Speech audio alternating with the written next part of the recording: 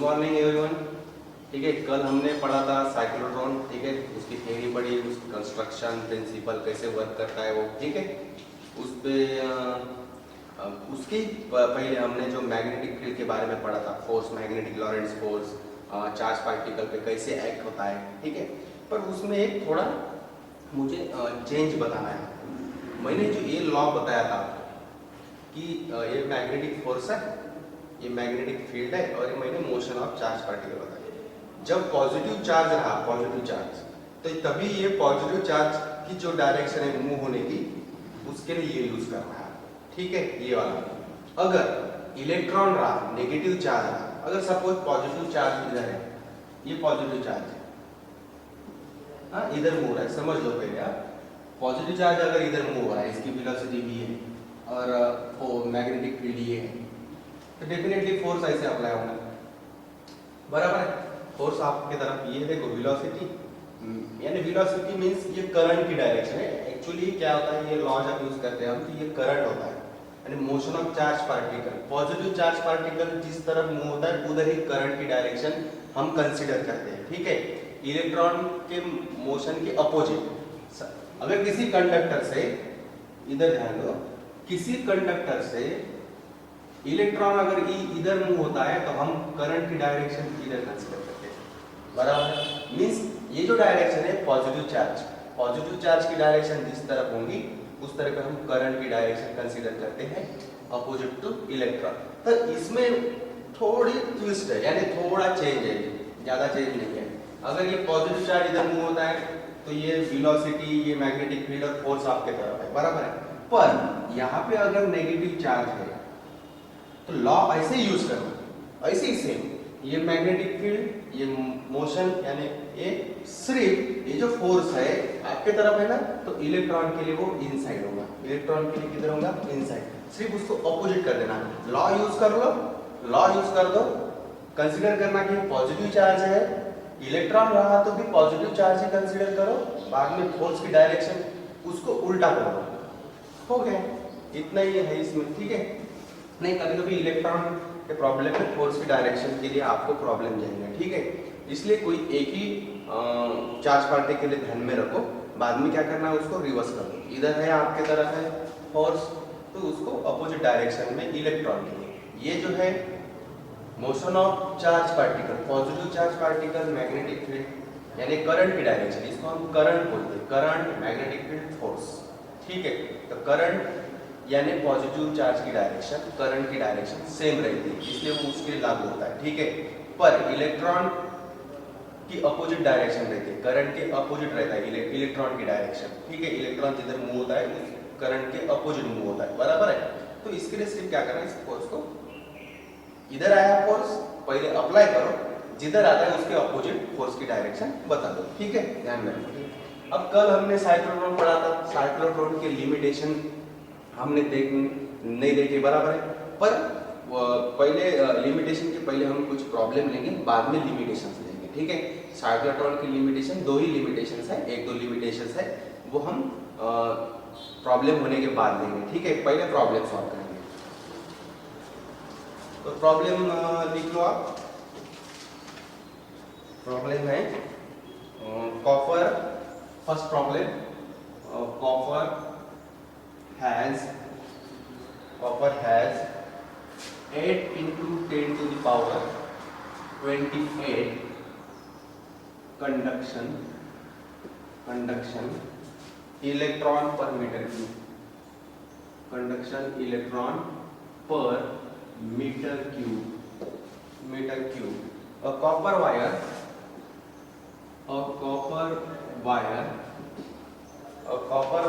of length 1 meter and cross sectional area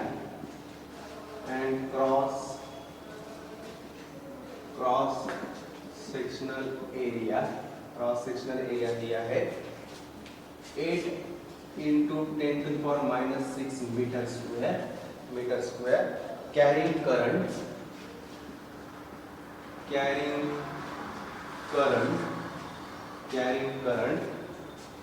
and lying at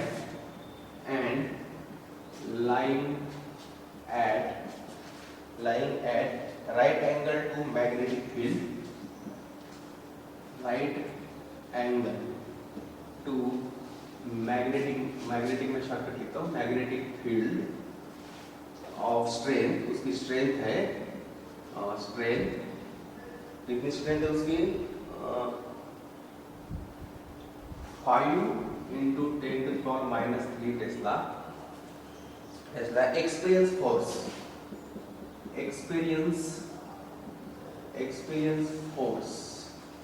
force दिया है, experience force 8 into 10⁻² Newton.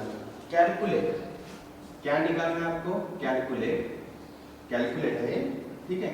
Drift velocity, drift शब्द पर इतना भी ध्यान मत दो, ठीक है। वेलोसिटी निकालनी है आपको, velocity, drift velocity of free electron in the wire. बहुत बड़ा प्रॉब्लम है पर इजी है, इन द वायर बहुत बड़ा प्रॉब्लम है पर इजी प्रॉब्लम है, ठीक है। पहले क्या करना है आपको, पढ़ो पहले प्रॉब्लम को एक बार। Copper has 8 into 10⁻28 conduction electron per metre cube. एक वायर है, वायर कैसा रहता है? सिलिंड्रिकल शेप रहता है, सबको पता है। वायर देखा है सबने? वायर कैसा रहता है? लेंथ बड़ी रहती है, डायमीटर छोटी रहती है, बराबर है। और सिलिंड्रिकल शेप रहता है, यानी कैसा रहता है? ऐसा रहता है वायर, सबने देखा है, बराबर है। सपोज ये अगर लेंथ है तो ये क्रॉस सेक्शनल एरिया है, बराबर है। क्रॉस सेक्शनल मींस उसे हॉरिजॉन्टली हम क्रॉस करते हैं, कट करते हैं, तो जो ये पार्ट है, ये जो पार्ट है, ये वाला ये जो पार्ट है, ये एरिया है, क्रॉस सेक्शनल एरिया। ये लेंथ और ये क्रॉस सेक्शनल एरिया, तो ये एरिया है। इसमें से क्या हो रहा है? इलेक्ट्रॉन मूव हो रहे हैं, इसमें कौन से इलेक्ट्रॉन? कंडक्शन इलेक्ट्रॉन मींस जो फ्री है, बाउंडेड नहीं है, न्यूक्लियस के साथ जो बाउंडेड नहीं, फ्री इलेक्ट्रॉन्स मींस जो कंडक्शन प्रोसेस में करंट फ्लो करने में शामिल हो रहे हैं, वैसे इलेक्ट्रॉन, फ्री इलेक्ट्रॉन्स, ठीक है, बराबर है। जो फ्री इलेक्ट्रॉन्स रहते हैं वही चार्ज डिसाइड करते हैं, बराबर है। तो अभी हमें पता है यहाँ पे कि कॉपर है 8 into 10⁻28 conduction electron per metre cube. Metre cube is a unit of volume. इसका वॉल्यूम जो है, वायर का वॉल्यूम, ये वॉल्यूम में कितने हैं इलेक्ट्रॉन्स? कंडक्शन इलेक्ट्रॉन कितने हैं? 8 into 10⁻28। Copper wire of length 1 metre है, क्रॉस सेक्शनल एरिया दिया है, लेंथ दी है 1 मीटर। लिख लो इंफॉर्मेशन, एरिया कितना है? 8 into 10⁻⁻6 मीटर स्क्वायर, ठीक है। Carrying current and lying at the right angle to the magnetic field of strength. Magnetic field दी है B, मैग्नेटिक फील्ड दी है 5 into 10⁻³ टेस्ला। एक्सपीरियंस फोर्स भी दी है, फोर्स 8 into 10⁻⁻² न्यूटन। अब मैग्नेटिक फील्ड दी है, फोर्स दिया है, लेंथ दिया है, एरिया दिया है। अब हमें लॉजिक लगाना है कि भाई वेलोसिटी निकालनी है उस फ्री इलेक्ट्रॉन, जो इलेक्ट्रॉन मूव हो रहे हैं कंडक्शन वायर से, वो कंडक्टिंग मटेरियल जो है अपना, जो वायर है उसमें से जो इलेक्ट्रॉन मूव हो रहे हैं, उस इलेक्ट्रॉन की ड्रिफ्ट वेलोसिटी निकालनी है। हमने इस पे मैग्नेटिक फोर्स अप्लाई किया, मैग्नेटिक फील्ड अप्लाई की। मैग्नेटिक फील्ड के कारण वो इलेक्ट्रॉन मैग्नेटिक फोर्स एक्सपीरियंस कर रहे हैं, वो भी फोर्स दिया है, मैग्नेटिक फील्ड भी दिए है, पर वेलोसिटी क्या है? तो हमें पता है कि मैग्नेटिक फोर्स का जो लॉरेंट्ज फोर्स का जो फार्मूला है उसमें वेलोसिटी है, बराबर है। देखो force, magnetic force is equal to BQV, पढ़ा है सबने फार्मूला, बराबर है। इसमें हमें वेलोसिटी निकालनी है, बराबर है। ड्रिफ्ट वेलोसिटी यानी क्या होता है कि कंडक्शन इलेक्ट्रॉन कोई भी फील्ड अप्लाई करने से पहले, इधर ध्यान दो, ड्रिफ्ट वेलोसिटी लिखे, कोई भी फील्ड अप्लाई करने से पहले एक कंडक्टर कैरिंग, यानी इसमें इलेक्ट्रॉन, फ्री इलेक्ट्रॉन्स रहते हैं, किसी भी कंडक्टर में फ्री इलेक्ट्रॉन्स रहते हैं, ठीक है। अब इसमें अगर मैं कोई भी इलेक्ट्रिक फील्ड या मैग्नेटिक फील्ड अप्लाई नहीं कर रहा हूँ तो क्या होता है कि इलेक्ट्रॉन जो है वो इधर उधर कैसे भी रैंडमली मूव होते रहते हैं, ठीक है। उनकी जो एवरेज वेलोसिटी है वो 0 रहती है, क्योंकि वो कुछ इलेक्ट्रॉन इधर है कुछ इलेक्ट्रॉन इधर है, तो वो एक दूसरे को नलीफाई करते हैं। उनकी एवरेज वेलोसिटी क्या होती है, 0 होती है। पर जब भी कोई हम फील्ड इस पे इलेक्ट्रिक फील्ड या मैग्नेटिक फील्ड अप्लाई करते हैं तो वो एक ही पर्टिकुलर डायरेक्शन में ड्रिफ्ट होते हैं, एक ही पर्टिकुलर डायरेक्शन में क्या होते हैं, ड्रिफ्ट होते हैं। तो ड्रिफ्ट होने के बाद जो उनको वेलोसिटी मिलती है उनको बोलते हैं ड्रिफ्ट वेलोसिटी, उनको क्या बोलेंगे, ड्रिफ्ट वेलोसिटी। तो वो ड्रिफ्ट वेलोसिटी निकालनी है भाई हमें, ये ड्रिफ्ट वेलोसिटी है, वीडी नाम देता हूं उसको, ये हो गया F upon B into Q. अपने पास F भी है B भी है, पर Q है क्या, चार्ज दिया है, नहीं दिया है, चार्ज निकालेंगे कैसे, चार्ज निकालना बहुत आसान बात है। फ्री इलेक्ट्रॉन कितने उनको गिनती करो उनकी, पहले 10 इलेक्ट्रॉन है, 10 इंटू एक इलेक्ट्रॉन पर चार्ज कितना रहता है, 1.6 into 10 to the power minus 19 coulomb. अगर 10 इलेक्ट्रॉन है तो 10 into 1.6 into 10 to the power minus 19। पर हमें नंबर ऑफ इलेक्ट्रॉन्स पहले निकालने हैं, तो नंबर कैसे निकालते हैं, अगर किसी चीज पे या हम एरिया बाय एरिया करते हैं तो भी नंबर मिलता है, अगर वॉल्यूम बाय वॉल्यूम करते हैं, वॉल्यूम बाय वॉल्यूम अगर करते हैं तो भी नंबर मिलता है हमें, ठीक है। इतने इतने वॉल्यूम को उतने वॉल्यूम से डिवाइड करो, नंबर मिल जाता है। पर हम क्या करेंगे, थोड़ी दूसरी मेथड यूज करेंगे। अब नंबर ऑफ इलेक्ट्रॉन्स पहले हमें निकालना है।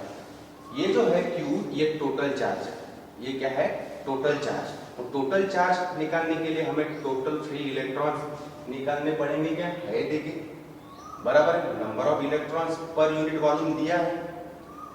अब number of electrons per unit volume दिया है, सपोज n अगर number of electron per unit volume है, पर हमें क्या चाहिए, सिर्फ नंबर ऑफ इलेक्ट्रॉन चाहिए। पर ये क्या है, ये number of electron per unit volume है, ये जो क्या है, नंबर ऑफ इलेक्ट्रॉन। आपने ये फार्मूला पढ़ा होगा ना, देखो क्वांटाइजेशन, चार्ज क्वांटाइजेशन पढ़ा है आपने, बराबर, इलेक्ट्रोस्टैटिक्स में चार्ज क्वांटाइजेशन पढ़ा है आपने। देखो Q यानी क्या होता है, integral multiple of charge, Q total charge is equal to क्या होता है, इंटीग्रल मल्टीपल ऑफ चार्ज। ये जो क्या है, it is a number of electrons, it is क्या है, number of electrons. Number of electrons यानी क्या है, अभी निकालना पड़ेगा हमें हमारे पास number of electrons per unit volume है, नंबर ऑफ इलेक्ट्रॉन्स है क्या, नहीं है, वॉल्यूम जो है उसको कैंसिल करना पड़ेगा। कैसे करेंगे हम, ये जो है ये number of electrons per unit volume दिया है, it is not a number of electrons, it is a number of electrons per unit volume. अगर number of electron per unit volume, इसको अगर हम वॉल्यूम से मल्टीप्लाई करते हैं, इसको अगर हम वॉल्यूम से मल्टीप्लाई करेंगे तो वॉल्यूम वॉल्यूम क्या होगा, कैंसिल होगा, हमें सिर्फ क्या मिलेगा, नंबर ऑफ इलेक्ट्रॉन्स, यानी Q is equal to n ही होता है, पर it is a number of electrons per unit volume. तो हम वॉल्यूम से क्या करेंगे, इसको मल्टीप्लाई करेंगे, वॉल्यूम V और volume, number of electron per unit volume, volume cancel, तो नंबर ऑफ इलेक्ट्रॉन सेव रहेंगे। पर वॉल्यूम को कैसे निकालेंगे, वॉल्यूम किसका, इस वायर का। वॉल्यूम क्या होता है, एरिया इनटू लेंथ, सिलेंडर का क्या होता है volume, area into length. So total charge is equal to NEAL। तो ये क्या करना है, वैल्यू यहां पे पुट करने। So drift velocity is equal to force upon B। देखो ये तो ऑलरेडी है, ये तो क्वांटाइजेशन रूल है, Q is equal to number of electron into charge. पर हमारे पास number of electron per unit volume है, तो उस वॉल्यूम को कैंसिल करने के लिए वॉल्यूम से मल्टीप्लाई करना पड़ेगा। So number of electron per unit volume into charge into volume, ठीक है। तो ये NEAL ध्यान में रखो, अगर नंबर ऑफ इलेक्ट्रॉन दिए हैं तो कोई प्रॉब्लम नहीं है, वॉल्यूम निकालने की जरूरत नहीं है। पर यहाँ पे number of electron per unit volume दिया है, तो number of electron per unit volume, ये यूनिट वॉल्यूम के लिए इतने इलेक्ट्रॉन हैं, तो हमें टोटल वॉल्यूम से उसको मल्टीप्लाई करना पड़ेगा ये पूरे सिलेंडर के वॉल्यूम से, ठीक है, ध्यान में रखना है बात, ठीक है। अब क्या करना है, वैल्यू पुट कर दो, वैल्यू पुट कर दो, इस फार्मूले में वैल्यू पुट कर दो, इजी है। VD is equal to force, क्या है फोर्स, देखो 8 into 10 to the power minus 2 upon B क्या है 5 into 10 to the power minus 3 into N क्या है, एन की वैल्यू दी है 8 into 10⁻28 number of electron per unit value. E की वैल्यू क्या है 1.6 इंटू 10⁻−19। ठीक है, ए की वैल्यू दी है, एरिया क्या है, ए देखो क्रॉस सेक्शनल एरिया देखो 8 इंटू 10⁻6 इंटू लेंथ क्या है 1 मीटर। इसका सब कैलकुलेशन करो, इसका कैलकुलेशन आता है 1.56 इंटू 10⁻⁴ मीटर पर सेकंड। वेलोसिटी है ना, इसलिए मीटर पर सेकंड। ये सब कैलकुलेट करो। पहले क्या करो, ये पावर जितनी है पावर, इन पावर को पहले कैलकुलेट करो, इन पावर को एडजस्ट करो। सब होने के बाद इसको ऊपर लिख लो पावर को। बाद में जो ये 5, 8, 1.6, 8 इनको एक दूसरे के साथ मल्टीप्लाई करो और 8 को उसको डिवाइड करो, आपको मिल जाएगा आंसर। ठीक है, 1.56 इंटू 10⁻⁴ मीटर पर सेकंड। ठीक है, दूसरा प्रॉब्लम लेंगे। समझ में आया? हमने मैग्नेटिक फोर्स में वेलोसिटी है, मैग्नेटिक फील्ड है, फोर्स है, सिर्फ क्यू निकालने के लिए दिक्कत जाएंगे आपको। क्यू निकालने के लिए क्यों दिक्कत जाएंगे? Q is not a single charge, Q is a total charge. ठीक है, टोटल चार्ज आपको क्वांटाइजेशन रूल पता है, number of electron per unit volume into charge on the electrons. E is a charge on electrons यानी the number of electrons. पर हमारे पास number of electrons नहीं है, number of electrons per unit volume है, इसलिए हमने वॉल्यूम से उसको मल्टीप्लाई किया। वॉल्यूम यानी एरिया इनटू लेंथ। सिलेंडर के लिए अगर दूसरी बॉडी रहती है, स्फीयर रहता है, तो स्फीयर का वॉल्यूम अलग रहता है, बराबर है, एरिया इनटू लेंथ नहीं रहता। स्फीयर का वॉल्यूम क्या रहता है 4/3 πr3 वो रहेगा। ठीक है, बॉडी जैसी रहेंगी उसके हिसाब से वॉल्यूम रहेगा। ठीक है, बॉडी का शेप कैसा रहेगा वैसे वॉल्यूम रहेगा। अब सिलेंडर है तो area into length, wire cylindrical shape रहता है, उसको क्रॉस सेक्शनल एरिया रहता है और लेंथ रहती है उसके हिसाब से। ठीक है, एरिया इनटू लेंथ। क्यू निकाल लो पहले, निकालने के बाद आप यहाँ पुट कर सकते हो। पहले क्यू निकाल लो, क्यू निकालने के बाद यहाँ पर रख दो, वैसे भी कर सकते हो आप। यानी कितना मल्टीप्लिकेशन करने से अच्छा है कि पहले क्यू निकाल लो, बाद में क्यू की वैल्यू यहाँ पे रख दो, उसको उसके साथ बी की वैल्यू मल्टीप्लाई करो और या की वैल्यू डाल दो। तीन वैल्यू एक दूसरे के साथ आप इजीली कैलकुलेट कर सकते हो। ठीक है, पहले क्यू निकाल सकते हो, ऐसे कुछ नहीं। ठीक है, अब दूसरा प्रॉब्लम है। ठीक है, यहाँ पे अगर नंबर ऑफ इलेक्ट्रॉन सिर्फ दिए हुए रहते तो just Q is equal to n into e यानी 1.6 into 10⁻⁻19 coulomb and number of electron. तो यहाँ पे number of electron per unit volume है, इसलिए मैंने वॉल्यूम से मल्टीप्लाई किया। अगर पर यूनिट वॉल्यूम नहीं दिया है तो वॉल्यूम से मल्टीप्लाई करने की जरूरत नहीं, आपको नंबर ऑफ इलेक्ट्रॉन आपके पास है। ठीक है, तो डायरेक्ट n की वैल्यू पुट कर दो। ठीक है,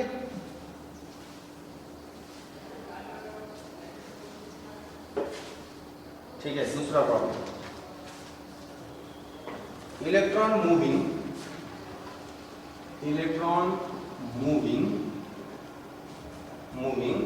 at right angle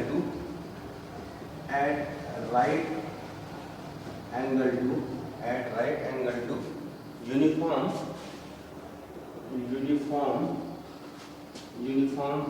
magnetic field completes circular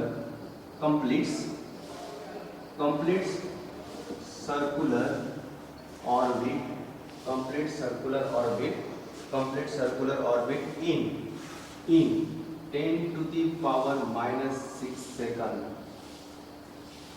calculate shortcut लिख रहा हूं मैं, कैलकुलेट मैग्नेटिक फील्ड।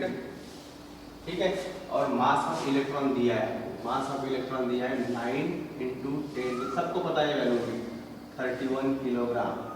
क्या होता है mass of electron 9 into 10⁻31 kilogram, इतना होता है मास इलेक्ट्रॉन का। चार्ज क्या होता है 1.6 इंटू 10⁻19, ये चार्ज है इलेक्ट्रॉन का। ठीक है, मास क्या होता है इलेक्ट्रॉन का 9 इंटू 10⁻31 किलोग्राम। ठीक है, अब प्रॉब्लम पढ़ो। प्रॉब्लम क्या है, electron moving at right angle to uniform magnetic field. Suppose ये मैग्नेटिक फील्ड है, रेगुलर प्रॉब्लम, रेगुलर कंसेप्ट हमने जो पढ़ा है उसी तरह से जाएगा। मैग्नेटिक फील्ड है, उसमें से इलेक्ट्रॉन क्या हो रहा है, right angle to the magnetic field means perpendicular, right angle means perpendicularly क्या हो रहा है, इलेक्ट्रॉन इस मैग्नेटिक फील्ड से मूव हो रहा है। अब ये मैग्नेटिक फील्ड है, हमने ऐसे अप्लाई की है, इसमें से इलेक्ट्रॉन मूव हो रहा था। मैंने पहले बताया, इसके पहले हमने पॉजिटिव चार्ज लिया था। कौन सा चार्ज लिया था, एक पॉजिटिव चार्ज मैग्नेटिक फील्ड से मूव होता है तो उस पर कौन सा फोर्स अप्लाई होता है, मैग्नेटिक फोर्स अप्लाई होता है। मैग्नेटिक फोर्स अप्लाई होने के बाद क्या होता है, वो एक पर्टिकुलर डायरेक्शन में क्या होता है, ड्रिफ्ट होता है, तो सर्कुलर मोशन करने लगता है। क्या करता है, मैग्नेटिक फोर्स उसको क्या करता है, सेंट्रीपिटल फोर्स प्रोवाइड करता है और वो सर्कुलर मोशन करता है, बराबर। अब यहाँ पे पॉजिटिव चार्ज नहीं, यहाँ पे इलेक्ट्रॉन है, सेम कंसेप्ट। इलेक्ट्रॉन रहो या पॉजिटिव चार्ज हो, कौन सा भी चार्ज पार्टिकल रहो, उस पे मैग्नेटिक फोर्स अप्लाई होता है और वो मूव होता है। वो क्या होता है, सर्कुलर मोशन करने लगता है। अब सर्कुलर मोशन करने लगता है तो वो complete the circular orbit in 10 to the power -6 second. जब इलेक्ट्रॉन ऐसे मैग्नेटिक फील्ड में मूव होता है तो उस पे कौन सा फोर्स अप्लाई होता है, magnetic force. Magnetic force provide the centripetal force, due to that centripetal force electron moving around the magnetic fields, ऐसे मूव होता है, बराबर है। इलेक्ट्रॉन सर्कुलर ऑर्बिट में मूव होता है, तो वो एक सर्कुलर ऑर्बिट कितने सेकंड में कंप्लीट करता है, टाइम में कंप्लीट करता है 10 to the power -6 सेकंड। तो मैग्नेटिक फील्ड कितनी है वहां, आपने कितनी मैग्नेटिक फील्ड अप्लाई की कि वो 10 to the power -6 में ही कंप्लीट कर रहा है ऑर्बिट। तो हमें सोचना पड़ेगा कि भाई एक ऑर्बिट कंप्लीट करने के लिए 10 to the power -6 सेकंड लग रहे हैं, तो हमने कितनी मैग्नेटिक फील्ड अप्लाई की कि जिसके कारण वो जो फोर्स है उसको 10 to the power -6 सेकंड में ही एक ऑर्बिट कंप्लीट करके दे रहा है। तो हमें पता है एक ऑर्बिट कंप्लीट करने के लिए जितना टाइम लगता है उसे हम पीरियोडिक टाइम कहते हैं। क्या कहते हैं, पीरियोडिक टाइम कहते हैं, बराबर। Periodic time of revolution of charge particle to complete the one circle, बराबर। एक सर्कल कंप्लीट करने के लिए, एक रिवॉल्यूशन कंप्लीट करने के लिए जितना टाइम लगता है उसको हम पीरियोडिक टाइम कहते हैं। उसको क्या कहते हैं हम, पीरियोडिक टाइम। हम सबको पता है पीरियोडिक टाइम का फार्मूला हमने पढ़ा है, टी पीरियोडिक टाइम पढ़ा है, साइक्लोट्रॉन में भी पढ़ा है, उसके पहले भी मैग्नेटिक यूनिफॉर्म मैग्नेटिक फील्ड में पढ़ा है कि एक अगर charge particle uniform magnetic field में मूव होता है तो हमने रेडियस कैसे निकाला वो पढ़ा है, पीरियोडिक टाइम कैसे निकालते हैं वो भी पढ़ा है, एंगुलर फ्रीक्वेंसी कैसे निकालते हैं वो भी पढ़ा है, बराबर है। लीनियर फ्रीक्वेंसी कैसे निकालते हैं, पीरियोडिक टाइम कैसे निकालते हैं, सब पैरामीटर हमने पढ़े अब पिछले लेक्चर में, बराबर है। अब वैसे ही इलेक्ट्रॉन मूव हो रहा है तो formula same, 2 pi m upon bq, 2 pi m upon bq, this is the periodic time is equal to 2 pi m upon bq। ये फार्मूला है, आपको अगर ध्यान में नहीं रहता तो ये इक्वेशन हमेशा ध्यान में रखना। कौन सा कंसेप्ट, कि magnetic force is provide the centripetal force. इससे क्या करो आप, रेडियस निकाल लो। रेडियस क्या निकलती है इसकी, mv अपॉन bq, निकल गई ना। पीरियोडिक टाइम क्या होता है, distance upon velocity, distance upon velocity. Distance कितना होता है एक सर्कल का, 2 pi r अपॉन वेलोसिटी। ये r यहाँ पे पुट कर दो। पीरियोडिक टाइम यानी डिस्टेंस अपॉन पीरियोडिक टाइम रहो, कौन सा भी टाइम रहो, फार्मूला टाइम का ये basic formula, distance upon velocity. सिर्फ आपको अभी क्वेश्चन पूछना पड़ेगा डिस्टेंस कौन सा, तो एक सर्कल का distance 2 pi r upon velocity. r की वैल्यू दोनों को इक्वल करके हमने निकाली, यार यहाँ पे डाल दो, ये फार्मूला मिल जाएगा आपको, ठीक है। नहीं फार्मूला अगर डायरेक्ट ध्यान में नहीं आता तो ये ध्यान में रखो कि magnetic force provide the centripetal force, इस r निकालो, r से फिर भाई ये तो टाइम डिस्टेंस अपॉन वेलोसिटी है, और डिस्टेंस कौन सा, एक सर्कल का डिस्टेंस 2 pi r। साइक्लोट्रॉन में हाफ सर्कल रहता है, साइक्लोट्रॉन में डिस्क कैसी रहती है, हाफ ऑफ रहता है, तो पाई आर रहता है, पर ये फुल सर्कल है, डिस्क नहीं है, ये साइक्लोट्रॉन नहीं है, जस्ट ये यूनिफॉर्म मैग्नेटिक फील्ड है, उसमें चार्ज पार्टिकल मूव हो रहा है तो उसमें कंप्लीट सर्कल। अगर साइक्लोट्रॉन रहा तो साइक्लोट्रॉन में सिर्फ हाफ सर्कल, एक डिस्क आधी रहती है ना, इसलिए तो यहाँ पे साइक्लोट्रॉन का प्रॉब्लम नहीं है ये, ठीक है। तो यहाँ पे distance 2 pi complete circle, circumference, ठीक है, 2 pi r अपॉन b। ये r की, इससे r निकाल लो आप, इससे r निकालो, यहाँ पे पुट करो, ठीक है। 2 pi m, 2 pi यानी 2 × 3.14 इंटू m यानी क्या, it is the mass of electron. जो पार्टिकल दिया है, अगर पॉजिटिव आयन दिया है तो उसका मास, पॉजिटिव चार्ज का मास। यहाँ पे कौन दिया है, इलेक्ट्रॉन, और इलेक्ट्रॉन का मास दिया है, तो इसलिए इलेक्ट्रॉन का mass upon B Q. B दिए क्या, बी दिए नहीं दिए, बी मैग्नेटिक फील्डिंग निकालनी है हमें, पीरियोडिक टाइम दिया है, मैग्नेटिक फील्ड निकालनी है, इसलिए मैंने ये फॉर्मूला यूज किया है। ठीक है, फार्मूला कौन सा यूज करना है आपको प्रॉब्लम ही बताता है। प्रॉब्लम में देखो कि टाइम दिया है, एक सर्कल कंप्लीट करने के लिए टाइम लगता है, means it is a periodic time. अरे भाई पीरियोडिक टाइम में तो मैग्नेटिक फील्ड है, तो हमें मैग्नेटिक फील्ड भी निकालनी है, तो पीरियोडिक टाइम से हम मैग्नेटिक फील्ड भी निकाल सकते हैं। बराबर है, आपको लॉजिक लगना चाहिए। ठीक है, B इंटू क्यू, अब क्यू क्या है, चार्ज है, और यहाँ पे नंबर ऑफ इलेक्ट्रॉन्स दिए हैं क्या, नहीं, सिर्फ सिंगल एक इलेक्ट्रॉन दिया है, एक ही इलेक्ट्रॉन है। कितने इलेक्ट्रॉन है, 1 इलेक्ट्रॉन। कितने इलेक्ट्रॉन है, यहाँ पे नंबर ऑफ इलेक्ट्रॉन्स दिए हैं क्या, नहीं, एक ही इलेक्ट्रॉन दिया है, that is E, that is just E। आपको क्यू भी निकालने की जरूरत नहीं, N इंटू E भी कर सकते हैं। ठीक है, Q is equal to N into E, पर N is the number of electron, number of electron दिए हैं क्या, एक ही इलेक्ट्रॉन दिया है, मींस यहाँ पे आएगा 1। E यानी कितना होता है, 1.6 into 10 to the power minus 19 charge, यानी Q कितना हुआ, 0.6 into 10 to the power minus 19, बराबर है। नंबर ऑफ इलेक्ट्रॉन दिया है हो तो यहाँ पे नंबर ऑफ इलेक्ट्रॉन से मल्टीप्लाई कर दो। ठीक है, Q भी है अपने पास, यहाँ पे Q डाल दो, Q है 1.6 into 10 to the power minus 19, Q यानी टोटल चार्ज, 10 इलेक्ट्रॉन रहा तो 10 into 1.9, 1.6 into 10 to power minus 9। ठीक है, तो यहाँ पे एक ही इलेक्ट्रॉन है, तो सिर्फ 1.6 इंटू 10 टू पावर माइनस 9। अब निकालना क्या है, V टाइम दिया है 10 to the power minus 6, V निकालना है, V को एक साइड रख दो, 2 into 3.14 into 9 into 10 to the power minus 31। Formula कौन सा यूज करना चाहिए इस प्रॉब्लम से ही डिसाइड करो। भाई मैं पीरियोडिक टाइम दिया है, एक सर्कुलर ऑर्बिट कंप्लीट करने के लिए टाइम कितना लगता है, पीरियोडिक टाइम दिया है। देखो भाई हम क्या करेंगे, पीरियोडिक टाइम दिया है ना, तो फार्मूला पीरियड टाइम का पहले लिख लो, लिखने के बाद में सोचो कि ये अप्लाई हो सकता है क्या इस प्रॉब्लम में।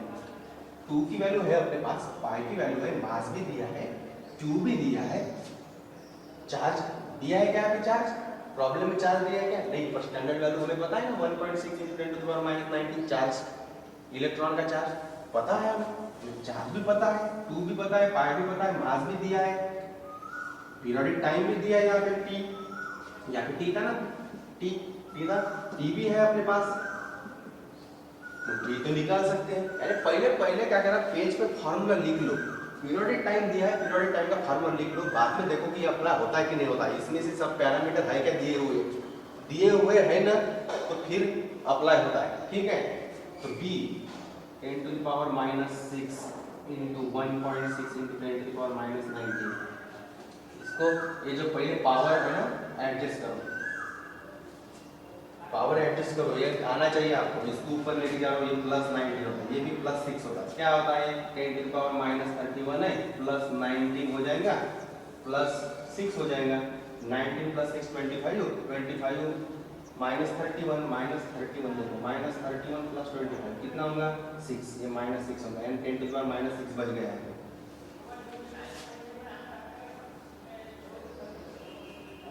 देखो 10 to the power minus 6, एक स्टेप में पावर यहाँ पे से क्या रहेगा, अभी 1.6, क्या करना है 2 इनका मल्टीप्लिकेशन करो और इनको 1.6 से डिवाइड करो, तो इसका आंसर आता है 3.53 into 10 to the power minus 5 कैसा।